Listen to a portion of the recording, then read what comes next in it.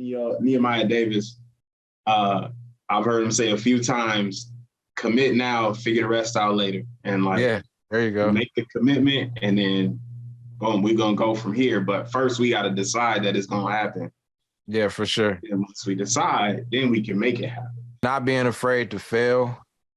I think that's important. Not expecting to fail, but not being afraid to like fail. I don't know. It's not anything I think I experienced or I haven't in a long time, but I do feel like that's a part of that hesitation sometimes. It's this idea it won't work.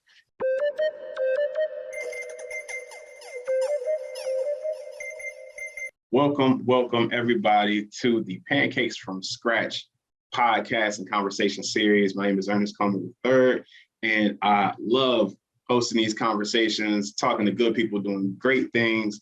And today's no exception. I got my good friend, Akil. Now, this man is a scientist, an educator, somebody who's been doing big things for a long time. And big shout out to you, man, for just making the time to be here. I really appreciate you, man.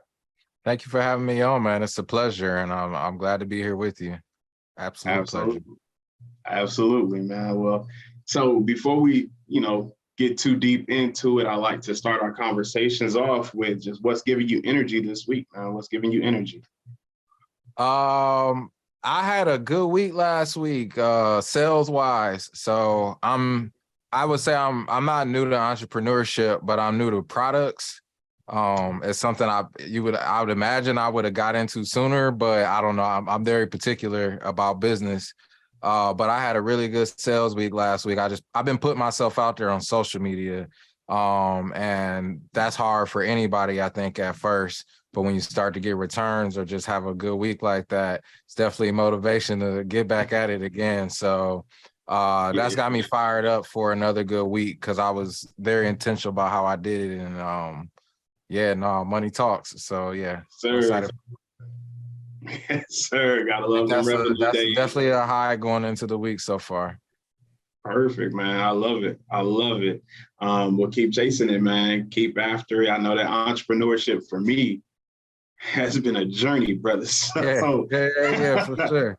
Up and down. That's mad up and down. That's why I was like, I needed this because the summer was rough. The summer was not really the summer. I would say more the fall, early fall was rough. Was real rough, and it got really real. And just like to your point of the question, was lacking motivation because of that. So it's good to kind of be on an uptick now in the season. I get it, man. 100%. It's been a lot of feast and famine for me as I bump my head, figure things out, try to build the systems, and really get an understanding of where I'm going and what I'm doing with this whole thing. So, and me, I'm still in that service base. Yeah. Service is tough. I know we've talked about that before. Do you feel like you have a high for the week though? Ooh, a high for the week, man. Something that's keeping you high for the week? Yeah, I can't complain, man. So a really big win, something worth celebrating is that my parents have been living with us for a few months now, and they just found them a new house. Oh yeah. So that's both exciting and exhausting, right? Yeah, for sure. So they getting all their stuff together. They're moving. Got them a real nice house, man. Very close by. So they're close to us, they're close to the kids' school. So, grandparents are staying in the mix. I love it. That's right. So, I'm sure. Good to hear. Absolutely, man. So I appreciate you asking. But I'm leading into that for some energy this week, man. But I understand you're selling products. You had a good sales week. Tell us about what you're selling, man. What is this business? What you done created? It's called Mama's Juju, and it's a holistic nutritional health and wellness business. Kind of came out of COVID. My dad got really sick with COVID. He wasn't a big fan of Western medicine. He wanted to try some new things, but honestly, I had already I've been kind of holistic my whole life. And I had just been thinking about some products that I wanted to make. I was already making sea moss for myself. And I had been thinking about doing cold pressed juice. And that kind of put me into action because he got really sick. And so that just made me start creating things to kind of literally heal him and get him better. And then I kept just rolling from there. I kind of had a business plan in mind, and I feel like that just sparked me to take action. And our main goal is to just get people healthy and stay healthy from a nutritional lens. And it's not like to bash Western medicine. I think I come from Western medicine and have a background in that. I think it's kind of more about, like I said, the focus is the staying healthy part. And how do you do that so you're not relying on medication all the time? Because I don't think that's how you're supposed to function. So currently we offer CMOS, and we ship that locally in Minnesota and nationally. And then we offer a cold pressed juice locally. And the idea also is to keep everything fresh, because that's what your body needs, is things that are fresh anyway. So part of our integrity is keeping all of our products as fresh and made to order as possible. So I'm about a year in now. Going into my second year, looking to scale things up a little bit and offer probably not more products, but better products, and maybe a little bit of a service aspect in the background, because discipline is hard for people.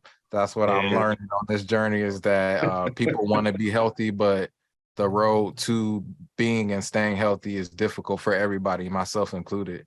So I'm thinking through that, but I definitely think that'll be a part of this next phase. That's major, man. That's major. Congratulations on that year. I know that's a big milestone, man. It is. Yeah. I didn't get why people celebrate it, but it feels good. It feels good to say. Yeah. Yeah, man. I definitely get a newfound appreciation after that first year wraps up. Right. It's like, woo, that's good stuff, man. So Mama's Juju, where did the idea, like, I understand. Okay. Yeah. But so you got a background in like chemistry and everything. Absolutely. Yeah. So I'm a synthetic organic chemist by trade, and I chose that path to literally make medicine. I know I've always wanted to just make medicine and get people healthy.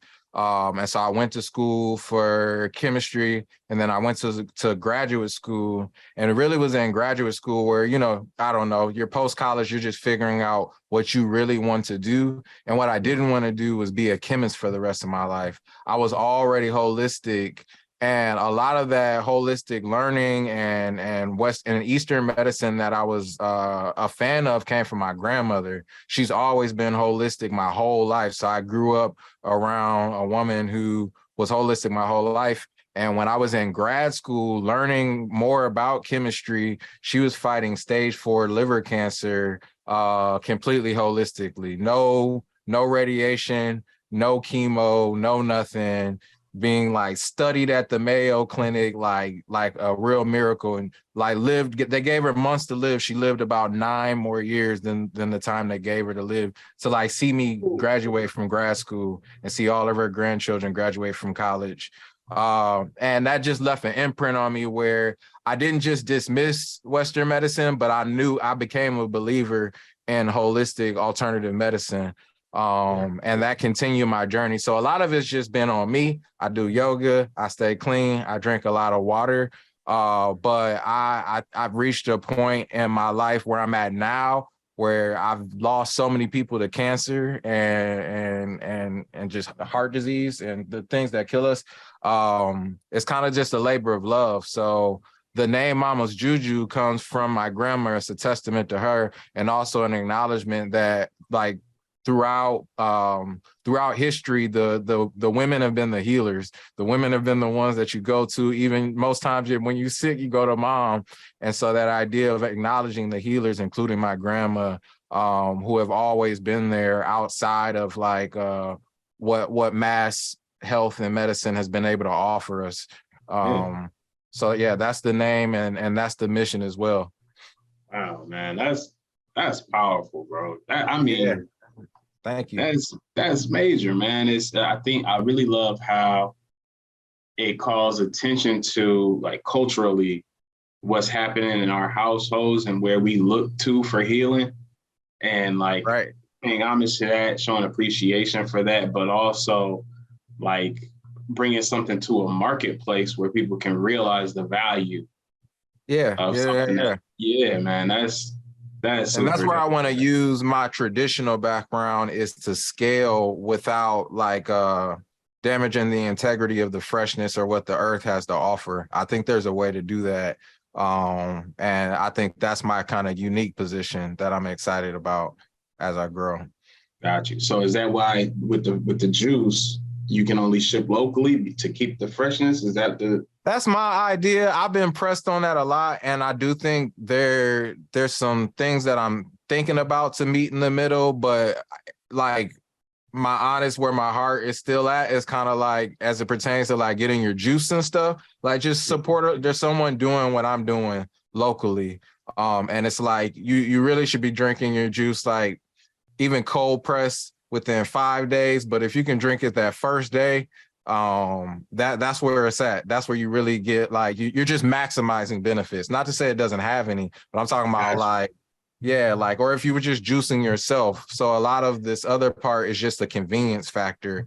Some of my best customers already juice. They just juicing is a laborious task.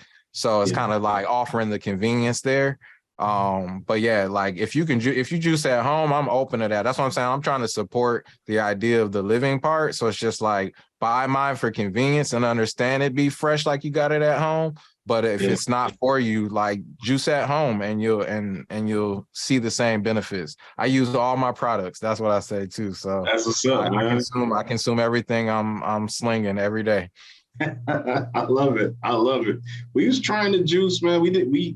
So we bought a juicer that was super cheesy, and it wasn't worth. I got you. We put a couple strawberries in there and get like, you know what I'm saying, a thimble of some juice, man. But we never really like figured out like, is there a method to the madness, bro? Because I be trying the juice and I feel like I don't get much out of nothing. If you're doing cold press, so are you saying a method to like combinations of juices to make you, or just like the overall health benefit and making you feel like you feeling something? I'm trying to figure out how to get as much juice out of. I got you. Yes. Yeah. So with the cold press juicer, not probably one of the cheaper ones, but the one I got now, it comes with instructions. And what I learned, like trial and error, business trial and error, like trying it different ways, experience what you're talking about. They literally tell you how to add it in, and you should add it in that way. You should definitely add it in the way that they tell you to add it into the juicer. Absolutely. Absolutely. Good stuff, man. Look, we got somebody jumping in.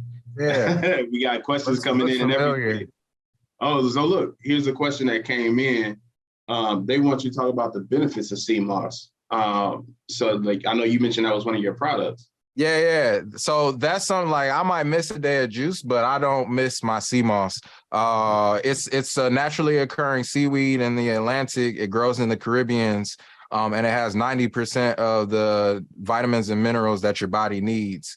And then there's a couple of other herbs that you can take to get the rest. So obviously like sustained energy, not like an energy boost, but more like a sustained energy. Like you got like you're just not feeling sluggish at all. Increased metabolism to go with that, a boost in your immunity, everything you would expect from like a multivitamin, boosting your immunity, good for your libido, definitely good for your libido. Okay. And overall, if you were taking it your whole life, it'd probably have an impact on your bone density too, just because it's heavy in calcium too. Thyroid because it has iodine in it. So iodine is directly related to your health of your thyroid gland. And so like the list goes on, but most people like, I will say the people that have been consistent, myself included, once I started taking it, I have not stopped. And I'd say that's the case for any of my clients that have been taking it longer than a month. They just don't stop, Yeah, I'm 2 spoonfuls a day. I feel like I just started hearing about sea moss. Yeah, it's trending. It's very much trending up. I think just being in a house. And then if you're familiar with Dr. Sebi, was like, he popularized that specifically. But I just think it's trending upwards. I see it more and more. There's more people selling it. And I think people are just becoming hip because there's more people talking about like actually experiencing it. Because like everything feels like a gimmick until I feel like you try it and you start to feel it for yourself. Like even myself, I've known about it for years. I didn't really start using it actively until I had, like I said, about a month in till I started to feel like, oh yeah, I don't want to go without this. Got you. Yeah, so the CMOS is I recommend that for anybody. Start that early and often. It's good stuff, man. I definitely appreciate, like, it's clear that you've invested the time to like not just dive into something because it's trending, but really invest in creating something that's actually going to be beneficial because you understand it. Like, you know what I'm saying? Yeah. You took the time to build the understanding, build the knowledge around it. So that I really appreciate that, man. You didn't just jump in. No, it's crazy. I don't know. My head was somewhere else, man. My heart was somewhere else. I'm a spiritual man, so I feel like God always has these other plans for you. Cause like even going into COVID, my focus was just on other things, still to impact our community. I think, that's just a big passion of mine is improving the outcomes of our community. But from a health lens, it just wasn't a focus. I think to your point, it was something I was passionate about. I went to school from, but it wasn't anything I ever thought to like, definitely not pursue entrepreneurially. Like I always thought I would just get a job at a pharmaceutical company.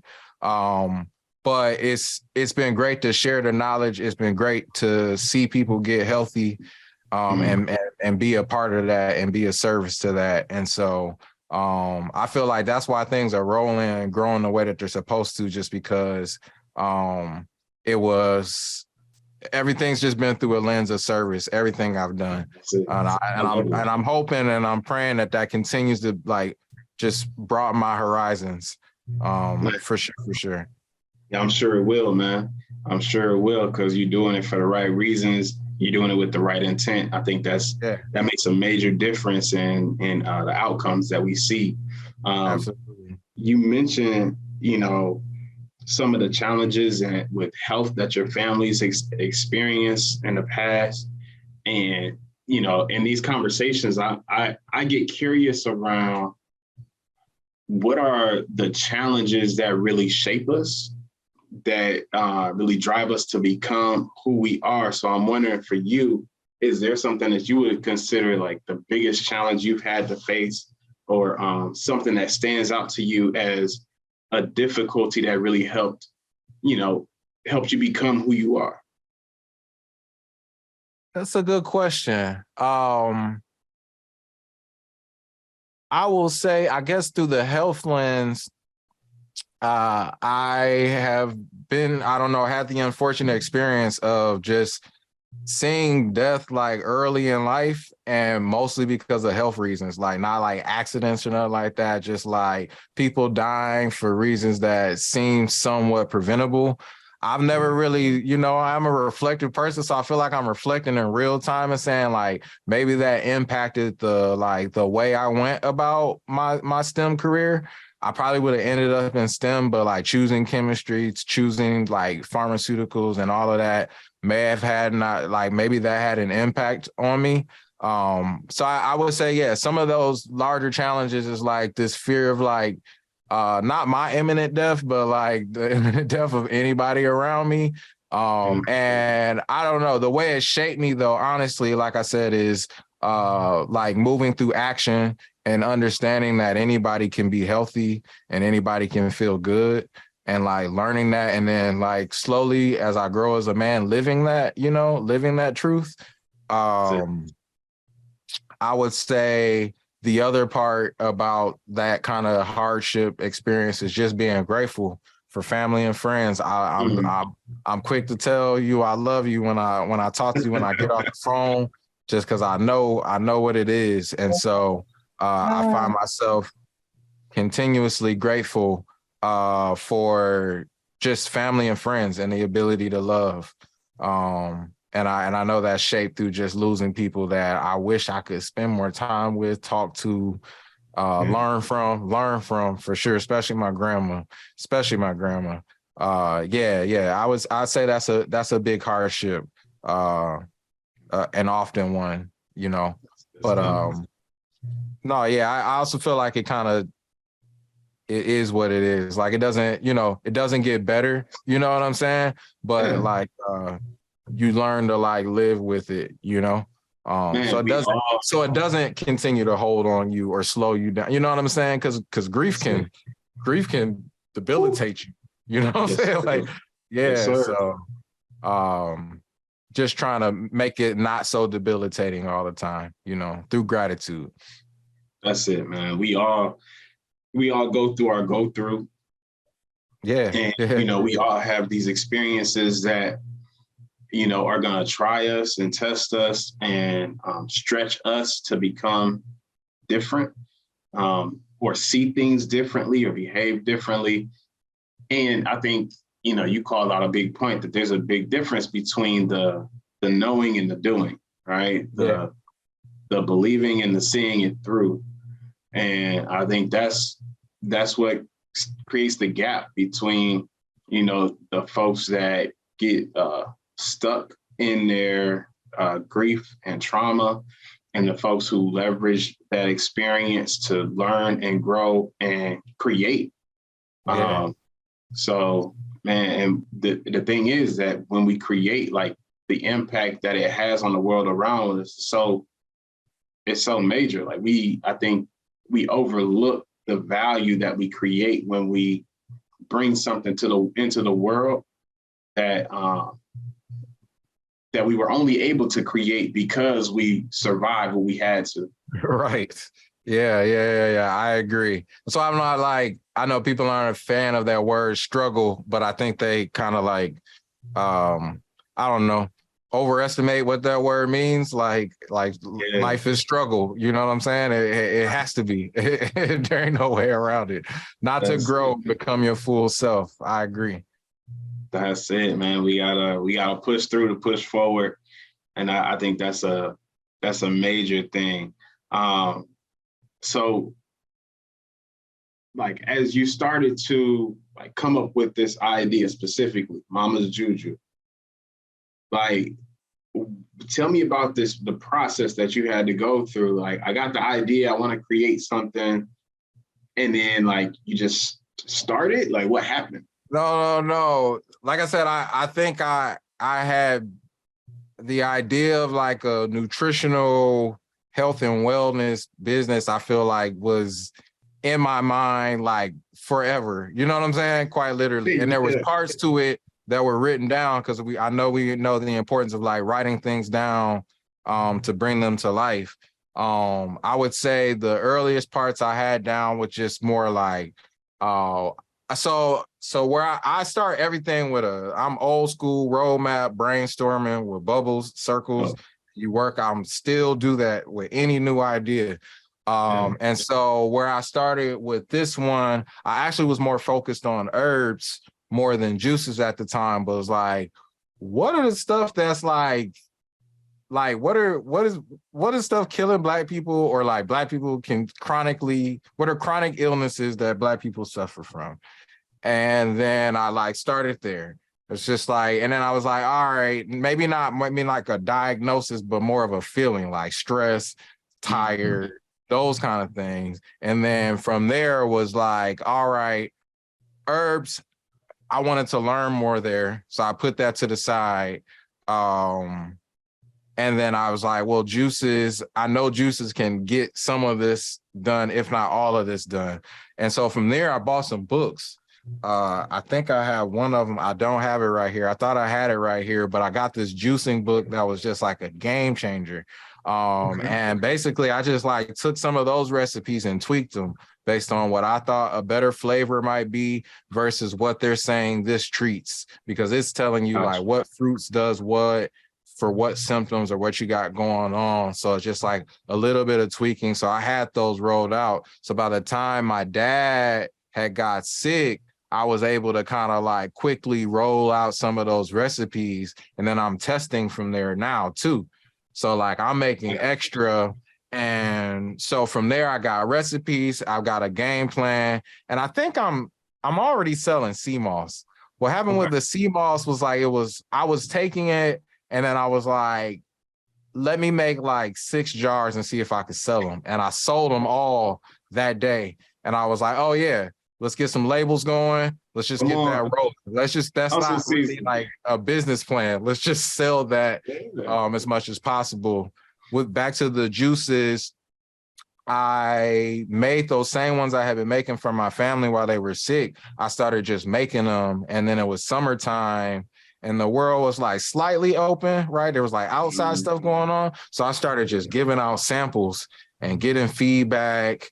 I maybe within a couple weeks of that, I sold, like I did like a more of a beta. I was selling it, but like people that was still gonna rock with me if it was trash, right. You know what I'm saying?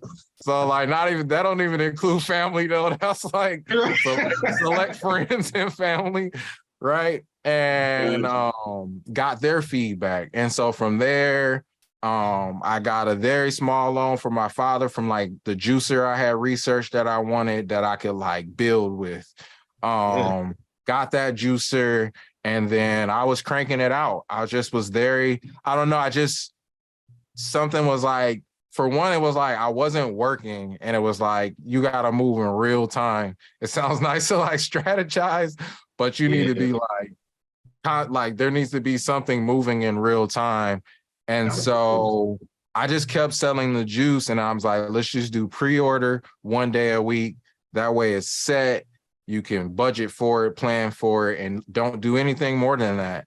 And so that was kind of how I laid out the first year of the business plan. All of that kind of came into a business plan within like, this was like a 3 to 6 month kind of story I just described, though. This wasn't like a month or nothing like that.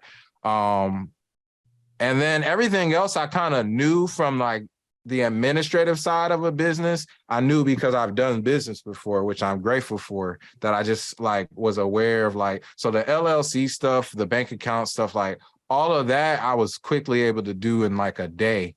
I think it was just more, how am I going to keep this going and make a little bit of money, make at least enough money to scale it in real time, you know, without a loan or something like that.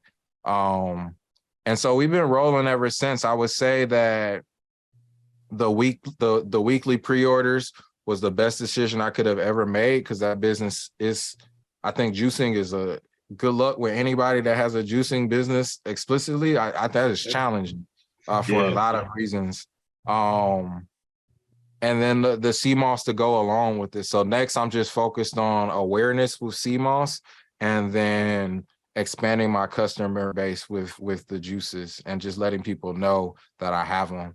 So that's been kind of like the process, but I would say everything starts with those like, and I don't know, it's not linear, and I don't think anyone's ideation process should be linear. I think you should write down as many ideas as possible. And that's what I do. I just write down as they pop up.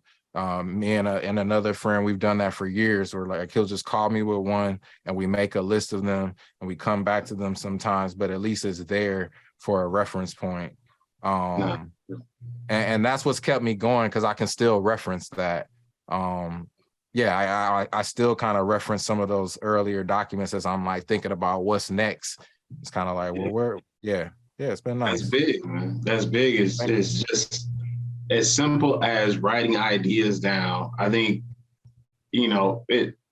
journaling and, having a diary, like that stuff is valuable. And I think people act weird around writing in the journal, dear diary, today, you know what I'm saying? Write that down. Yeah, absolutely. That's next for me. That's something I don't actively do. Specifically like diary journaling, to your point of how important it is.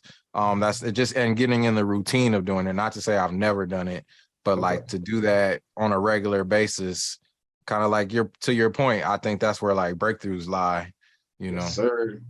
Get them ideas out your head, get them on some paper, man. Yeah. Makes a huge difference. But I think, one of the reasons I wanted to ask the question is because for a lot of folks who have the idea to step into entrepreneurship or even take on leadership, there's the assumption that all the pre-work has to be done in order for the thing to be successful. And a lot of time it just takes learning by doing. Yeah. And I think there's just too many powerful examples of people who just start doing something and then they learn and they iterate and they build and they develop and grow and shift. And with time, like you said, your 3 to 6 month process, it's like, oh, it's come together into what looks and feels like a business now. Yeah. Right? Now we can really flex, the knowledge that's built up over a career, over a lifetime, and lean into what's been created through this iterative process.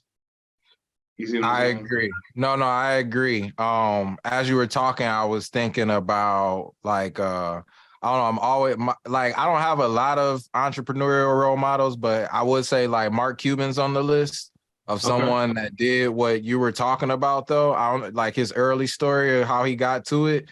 He didn't really have this grand master plan. It was what you said, like he knew he didn't want to work for anybody. And he knew he had to like continue to learn and continue to like execute and do things.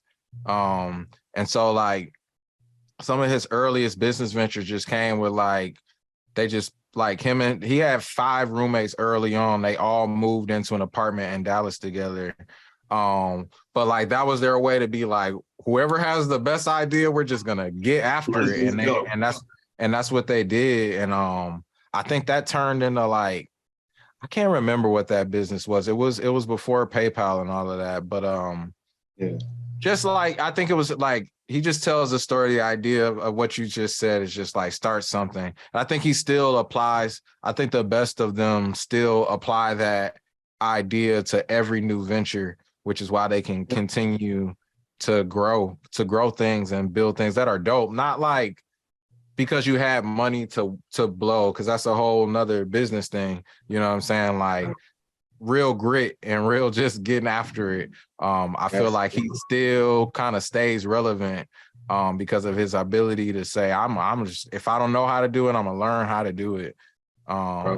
That's it. Which is another attitude I think I've always had, is that I will learn how to do something. For sure. You can't tell me I can't do something. Oh, I'm gonna figure it out. Yeah, that's a challenge. Yeah, for sure. What's Nehemiah Davis? I've heard him say a few times, commit now, figure the rest out later. And like, yeah, there you go. Make the commitment and then boom, we're gonna go from here. But first we gotta decide that it's gonna happen. Yeah, for sure. And once we decide, then we can make it happen. And I would say not being afraid to fail.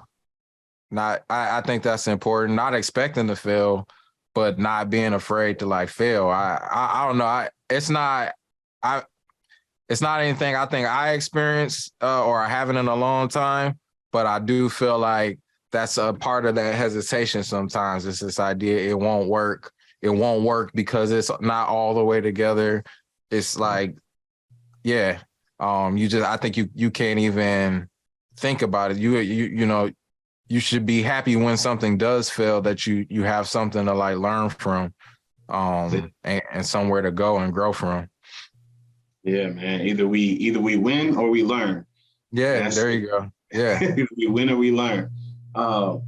So one of the questions I like to ask is about just the experiences that you've had throughout your professional career, throughout your, entrepreneurial endeavors up to this point. Is there an experience you've had that you would say you're most grateful for? Like, of all the things you've been able to participate, engage in your professional life, like this is the thing that really I would say, I don't know, undergrad was like it was destined. It was like, I don't know. Undergrad didn't feel like a task. It was like, I knew what I did. But grad school, specifically grad school in chemistry, when you're pursuing a PhD, I still think it's one of the hardest PhD tracks that there is. And although I didn't finish it, I'll forever be grateful for that experience there of like that level of grind and working that hard. Specifically, my advisor, shout out to him. He ain't forget his name. He don't matter. But no, because I think I had to really earn that on my own. It was a time because I went to school in Alabama. There was no network. There were no. I gained friends and I gained friends and peers, and not really no mentors. You know what I'm saying? So I was truly by myself, and I learned a wealth of chemistry during that time, and I just knew I could do it. I knew my whole thing about that time period, if I was like, it was my first time kind of like leaving something and not finishing something I set out to our point earlier. Like I had set out to do the PhD. It was my first time saying I'm not going to do something that I had set out to do. So the feat of doing that, but the way I did it was by proving to myself that I could, by doing like amazing research before I left, so that like my advisor knew, everybody knew, oh, he could have did it. He just had to dip out. Alabama wasn't treating him right. And I'm there. I'm just grateful for that time. Like I said, the wealth of chemistry I learned, the friends I gained, and the work I put in with nobody watching. There's not a friend that know how hard I grinded there. Nobody really know them hours I was putting in, except for the janitor that saw me in there at 5 a.m, saw me in the lab. I'm serious. Saw me in the lab at 5. He knows what I was doing. And I'm that time that still keeps me going. Times where I lack motivation, or there's not a goal. It's not like this like hard goal, like something you're gonna hold, like a degree. You got that, right? So it's different than like growing your business or saying, that stuff doesn't, to me, it doesn't gratify me the same way. So yeah, I forgot where I was going with that, but that was my time. That was my time. Just the idea of just working hard. I really, that was a good time in life. Yeah. I'll never forget grad school. I went to Alabama too. So just being on there for 2 championships too, that was special too. Yeah. So what drove you to pursue that doctorate? That's a lot to take on. Because I really like chemistry. I love chemistry, but that is different than being a chemist. That is very different from being a day-to-day chemist in a lab by yourself every day, which was like what grad school was. I'm in this lab. Chemistry don't work that much, right? So there's also this element to, that's why I say it's the hardest tenure track. You can work as hard as you want to, but that doesn't change the outcome of the science. So there's like a lot of failure in chemistry. The failure rate in chemistry is ridiculously high. You mostly fail. Like, you know what I'm saying? So like the average PhD, like the average time it takes to get a PhD in chemistry is closer to like 6 years because of that. It's not because these people aren't smart or working hard. It's because their project's not working. They might have to start a new project, something crazy. And so I think I knew that going in, but I was ambitious and young and was like, yeah, well, like, I don't know. I was also coming off a high of doing like some amazing research that was working. So I'm thinking like, well, what are we talking about? I just did an amazing project. You know what I'm saying? This gotta work. And it was completely opposite experience. So like, to answer your question, going in, I just thought that if I grind, I could do 4 or 5. That was my thing. Like, I was like, I could do like 4 is feasible. Like no life, no social life. Cool. I'm in Alabama. That was my idea, right? No social life. I'm in Alabama 4 years. And within my first year of research, I'm like, this is looking like 7, 8 years. And I'm looking at people who have been there that long. And honestly, almost all my peers finished in that time. By the time they finished, I had started a whole nother career. And no, shout out to them because most of them are chemists. Like most of them, that's what they wanted to do was chemists, to be a chemist. And that's different than teaching chemistry too, because I've taught chemistry too. So that's what you have to understand about that PhD track in the sciences. And I don't think you might not know until you try it. Still, honestly, you might not know because you're just it's so many different experiences. There's people that finish in 4 years. There's like it happens, and so that was what it was with the PhD track. I don't know. It was a lot of reasons. It was like I really love chemistry. The doctor title definitely still be sounding nice some days. I'm not caught up on it no more. I'm not caught up on it no more, but it still got a ring to it. And those were my main reasons why. Everything I've done has been a pursuit of love, though. That's what's made it like I don't have no regrets in none of it. Because every step it's just been it's something I wanted to do. It may not be forever, but it's something that I wanted to do. So no, yeah, that was the PhD track. Yeah, no, I wouldn't so the thing was, it's like, do what you need to do to get this master's or be here 3 or 4 years and still just end up with a master's anyways. I'm like, yeah, 2 sounds good. What am I gonna why? I was like, you need to make the call, like make the call right now. And I just made the call, bro. I just made the call. I'm out. I didn't tell anyone until I graduated. I didn't tell my department because you don't really have to go through the department to graduate. Oh, wow. Well, I had to get 1 signature from the department chair, and that was it. And I begged him not to tell anybody, and he didn't. I didn't tell anyone until I graduated, and I was like, I'm gone, y'all. I gotta go. I didn't need anyone to talk me out of it like they tried to do, because they definitely tried to talk me out of it. They definitely. Yeah, no, it's fine. You can do this. And they offered me a sabbatical. They were like, you can like leave and come back. Like, I mean, I'm a diversity number. I'm checking a lot of boxes, if you think about it like that. They did not want me to leave. They offered me sabbatical, but when I turned it down, I was cool on that. I didn't really turn it down like throwing it in their face. I was very grateful. It made me feel good and validated that I would have been working hard, that they offered me that. But when I told my advisor, and that's why I said I ain't gotta name his name, but the way he made me feel, not a negative, like he really just, like, I knew how much he did not care about whatever choice I made. I was just like truly just there to do research for him. After I told him, man, I hadn't been sleeping. I hadn't been sleeping for months, just no sleep. And I went home that night and slept like a baby. And I knew I had made the right call. And I feel like that's when you done did something right, when you at peace. And I've been moving ever since. I'm like, I'll be looking for more feelings like that, That's it.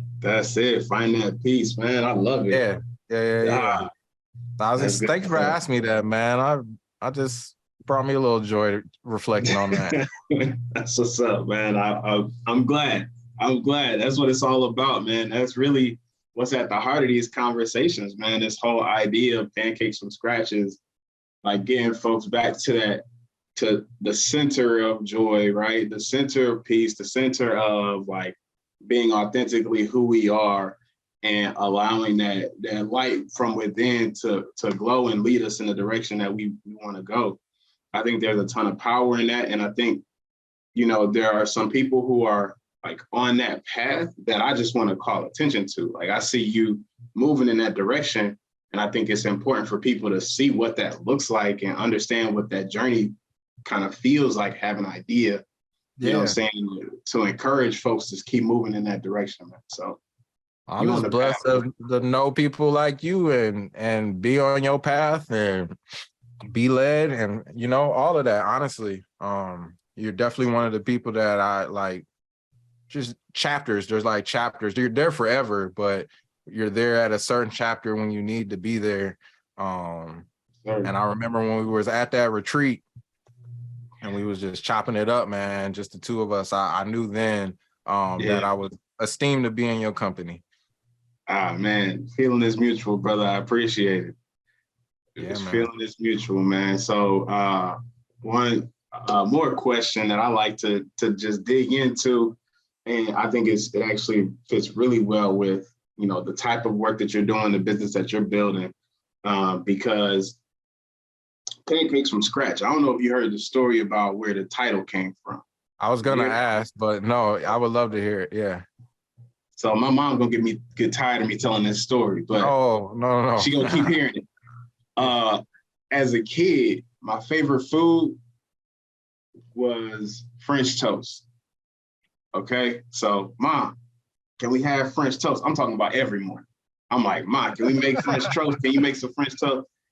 And most mornings, Mom will be like, well, I ain't got time to make no French toast. It take all day. I ain't got, you know, we ain't got all the ingredients, whatever.